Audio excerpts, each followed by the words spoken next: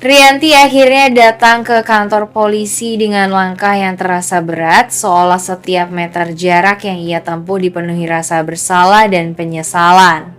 Begitu melihat Mutiara duduk di balik pembatas, wajahnya pucat dan matanya sembab karena terlalu banyak menangis, pertahanan Rianti runtuh seketika.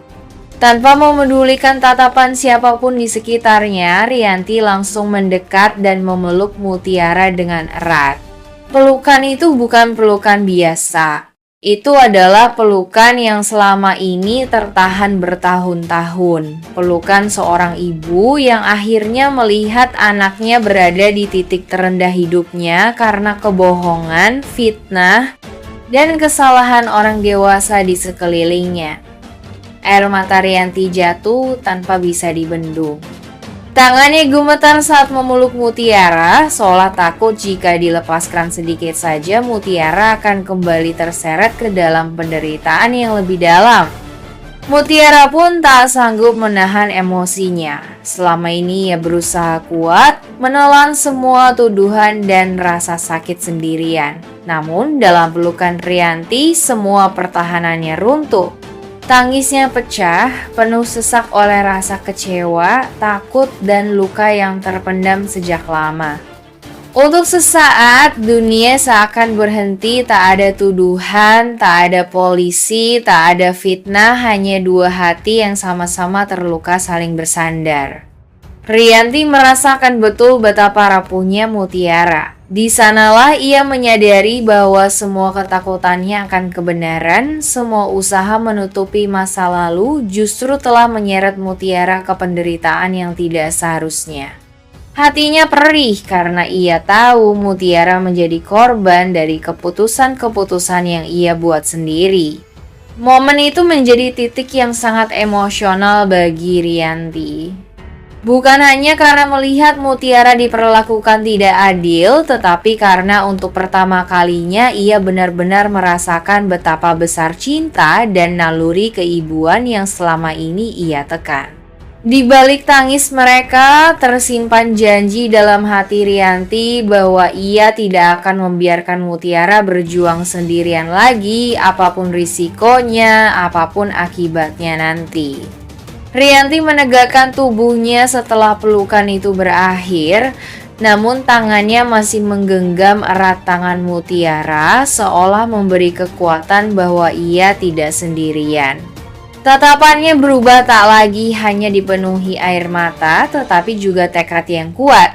Rianti tidak bisa menerima kenyataan bahwa Mutiara harus mendekam di tempat seperti ini akibat fitnah yang bukan perbuatannya. Di dalam hati Rianti, satu keputusan telah bulat, ia tidak akan membiarkan Mutiara berlama-lama di penjara, tidak satu hari pun lagi.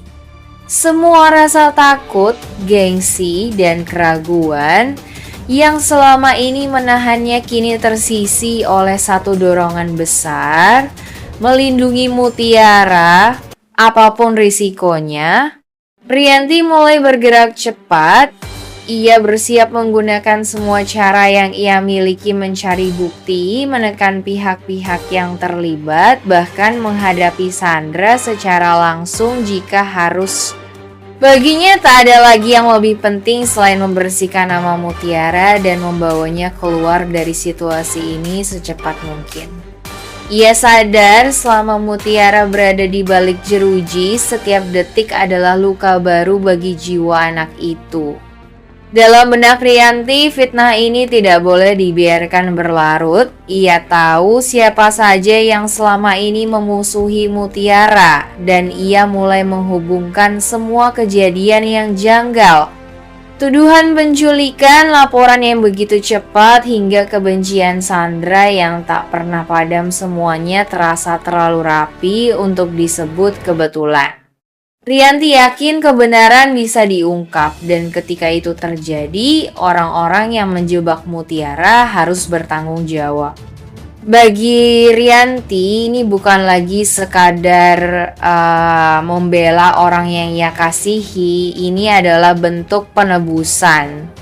Ia bertekad membebaskan Mutiara, memulihkan nama baiknya, dan memastikan anak itu tidak lagi menjadi korban permainan licik orang lain. Kini, Rianti siap berdiri di garis depan melawan siapapun demi membawa Mutiara kembali ke kehidupannya yang seharusnya. Di sisi lain, Sandra justru menunjukkan sikap yang berbanding terbalik. Alih-alih merasa bersalah, ia malah melontarkan sindiran yang menusuk, menyiratkan bahwa kemarahan Rianti muncul karena Mutiara telah berada di penjara. Sindiran itu bukan sekadar provokasi biasa, melainkan serangan yang diarahkan tepat ke luka terdalam Rianti kebenaran yang selama ini ia sembunyikan rapat-rapat. Ucapan dan sikap Sandra membuat Rianti terdiam sesaat. Wajahnya menegang bukan karena takut, melainkan karena menahan amarah yang membuncah.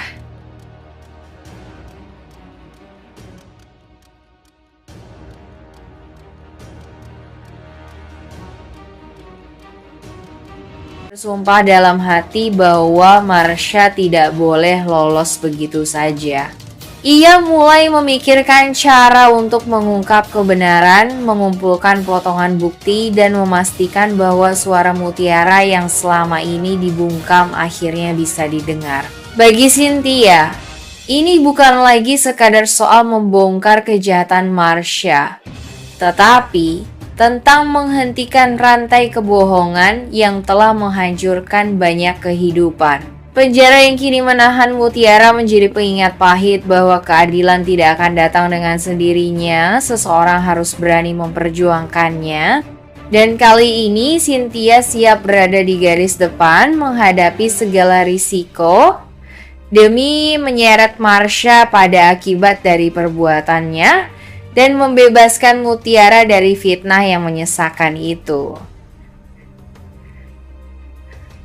Rianti pun akhirnya tidak sanggup lagi hanya berdiam diri.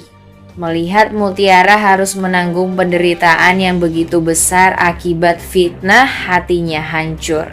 Tuduhan penculikan, pandangan sinis orang-orang, hingga kenyataan bahwa Mutiara harus berurusan langsung dengan polisi menjadi pukulan yang terlalu berat. Semua itu membuat Rianti sadar bahwa ia tidak bisa terus bersembunyi di balik ketakutan dan gengsinya sendiri. Dengan caranya sendiri, Rianti mulai bergerak untuk membantu Mutiara agar bisa bebas.